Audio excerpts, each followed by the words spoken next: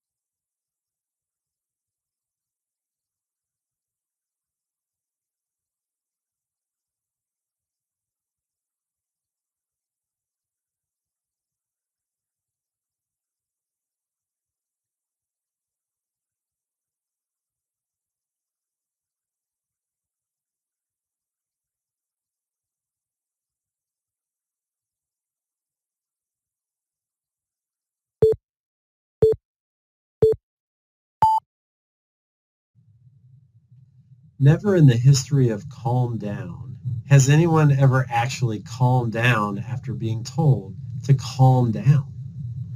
A student's behavior is telling us, I'm just not prepared to handle what is expected of me right now, or I really need your help with something. But fundamentally, from a trauma-informed perspective, their message is, I don't feel safe right now. And when that occurs, the child's brain begins to experience dysregulation. This is a visual depiction of the escalation cycle. Perhaps you've seen this before. You've certainly seen how students accelerate in the class from calm to peak and then back again. Notice the points along the way that are identified. As there's a trigger, when the student begins to feel unsafe, they become dysregulated. Then, depending on the response to that dysregulation, acceleration can intensify and the flight-fight reactivity can really ramp up to peak in some sort of outburst or elevated defiance. This is followed by the de-escalation and the recovery. In the previous training, we discussed Dr. Bruce Perry's brain states chart, seen here. The cycle in the previous slide shows how a student might move from calm to alert, pausing briefly before accelerating to alarm and fear when triggered. Being aware of the brain state of students in the room is not terribly hard. Trauma-informed teachers are already paying attention to students' body language, eye contact, posture, participation, and even their physical or verbal responses to what is happening in the room. You are watching for the fight, flight, or freeze response. And when you observe a student in one of these two zones, it's time to act. Do you remember the hand model from the first training? Dr. Dan Siegel said that students who are triggered flip their lid and their prefrontal cortex essentially goes offline. That's the acceleration and peak. In this zone, your work is focused on reducing the impact of the situation on others and keeping children safe. But in the trigger and agitation phases, the student still has reasoning to respond with. So if we come into an intensifying situation where a child is becoming more and more dysregulated and they are just about to flip their lid, and we're thinking to ourselves, I'm going to put a stop to this right now, or they need to respect me, or any variation of demanding control and respect, then we are likely to end up fueling the acceleration, adding further toxic stress to the moment and damaging the connection that we thought we had before the incident with that child. It's really important that we observe and act appropriately when we see triggers and agitation accelerating. Today, we are going to identify specific strategies for supporting students with overwhelming feelings. Co-regulation is a set of strategies that helps us to meet their storm with our calm. Their storm might look like a student beginning to raise their voice or get agitated, or beginning to physically disturb the classroom or instruction. Co-regulation is a structured relational exchange that teaches self-regulation skills, and it reminds students that they are safe and they can respond to that situation. Even if they're uncomfortable, they can find pro-social ways to respond. This puts neuroscience into action so that children and youth can regain control of their thinking and feeling brain. And with that practice, they gain more neurological loops, which strengthen their executive function and self-control. Our students need us to help build these skills so that they can remain calm and prepare for whatever they're facing. Big emotions, hard tests, and, well, life's chronic stress and trauma. It is something you can do in large groups or small groups or pairs, or better yet, one-on-one with the student who really needs you. Here are some simple exercises that you can do right there in your classroom. One essential regulation skill is breathing. It activates the parasympathetic nervous system, which is responsible for our body's rest and digest activities. It slows down the nervous system, oxygenates the brain, and essentially calms the body, lowering the heart rate and blood pressure. This skill signals to the brain, I am safe. So here are some simple ways that you can teach others. Breathing. Imagine you have a warm bowl of soup. Scoop up that warm bowl gently in your hands, cradling that warm bowl. Take a deep, slow breath in. Count to 4 or more, then slowly blow out the air to cool the soup. Don't blow so hard that you splatter the soup out onto the table or the person sitting near you. Just blow gently and slowly. Try to count to 8. If you'd like to visualize the spoon, taking a little soup at a time, it helps you blow slower. The longer the out-breath, the more effective the calming sensation becomes. You can use this model, visualizing pizza or cocoa or coffee, or essentially anything that you want to cool slowly and gently. Maybe even that not so hot pop quiz or test you just laid on your students. Utilize this as a co-regulation skill because deep breathing can really set the stage for calming and relaxation in your classroom, and the child's response will definitely move to de-escalation. Another valuable regulation skill is cross-body air painting. This polyvagal skill stimulates the nervous system in the center of our bodies and produces positive visualizations, both of which stimulate the brain in new areas, resulting in increased regulation. Have your class stand up, put your dominant hand out in front of you, and look at it. Begin to spell the letters of the alphabet one at a time. A, B, C, and so forth. Encourage large, controlled arm movement. Speed is not the goal. Take your time. This is something you can lead and do together. You can ask the students to say the letters out loud or keep quiet. You can spell specific words that you might be working on in class, or you can really test the students by doing the alphabet backwards.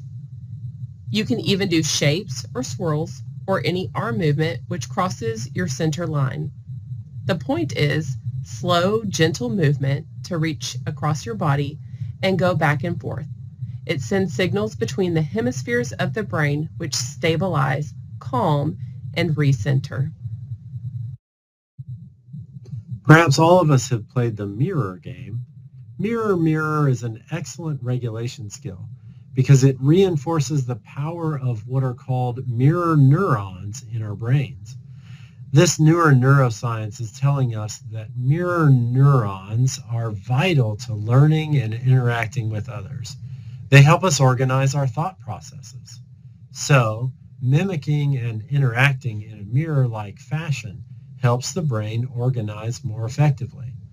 With this one, you'll need a partner. Stand face to face. One person is the mirror copying the movements of another.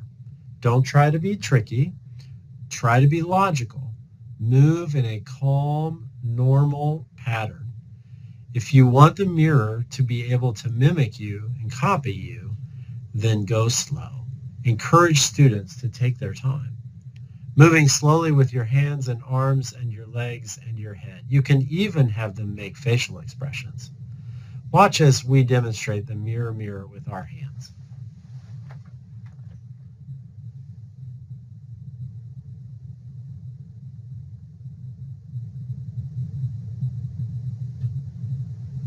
In this manner, your students can work together to remain calm and be prepared for whatever is next. The gentle movement helps activate their nervous systems, calling forth a managed calmness and easing triggered thoughts. So once you have rehearsed a couple of these co-regulation techniques with your students in the course of your daily instruction, if you notice that a cycle is about to start, just take a moment to pause and say something like, I realize that every time I have to take a test, it can be triggering and stressful for me. So before I pass out these tests today, let's all take a moment to, and then leave them in a co-regulation moment to help reduce the impact of the stress reaction. Trauma, drama, and toxic stress are hard. Keep co-regulation simple. Our students need us to help them build self-regulation skills. Therapist and author Ginger Healy reminds us that self-regulation is essential for coping with trauma, drama, and toxic stress. It is the ability to modify our emotions and respond to situations with balance, calm, and control. Here are a few essential skills that can help students in your classroom as they begin to handle their own needs. These can also be taught more individually with those students who are more impacted by their trauma, drama, and toxic stress. Part of self-regulation is just awareness. Utilizing something like a mood thermometer actively in your class can really help with this. Understanding where your students are starting or where they've come from can really help them see where they need to be. It can assist you as a teacher monitoring and managing moods as well. A mood chart such as this one helps students recognize where they are emotionally and helps them consider what modifications might be important in the classroom. I feel X, for instance, instead of it's someone else's fault or they did that. It often helps a student to take responsibility for their experience and their choices when they can actually name how they're feeling. Empowering them to name the mood puts them in control. Dr. Dan Siegel says if they can name it, they can tame it. Dr. Lori Desautel, an education professor from Butler University, has put a lot of research into neuroscience in the classroom. She recommends the following skills. Kind pressure. Ensuring that children feel safe and secure in the classroom. Have students give themselves a bear hug. Have them provide their own hand massage or neck massage. Provide a weighted blanket when anxiety seems particularly strong. Any muscle tension exercises or gentle but clear pressure helps to stimulate the brain in ways that send the message, I am okay, this is safe, I can be here. Sensory experience is helpful for many students. Yes, the fidget spinner fad came and went, but considering how students' senses play a role in how they perceive their experience is essential today. Smells, touch, and hearing have a large impact on a child's reactivity in a classroom. Touchable textures like squishy balls or poppets, scents from essential oils or hand lotions or soaps can ease and soothe. Visual experiences like liquid motion timers pictured on the screen. Even the experience of blowing bubbles is calming for many children, both the blowing and just watching them float through the air. This calms and soothes.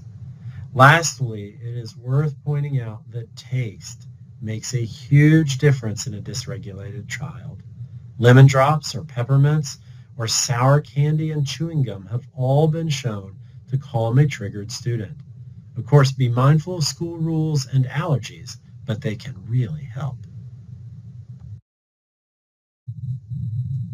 Sketching, doodling, painting, finger painting, and coloring are wonderful regulation skills.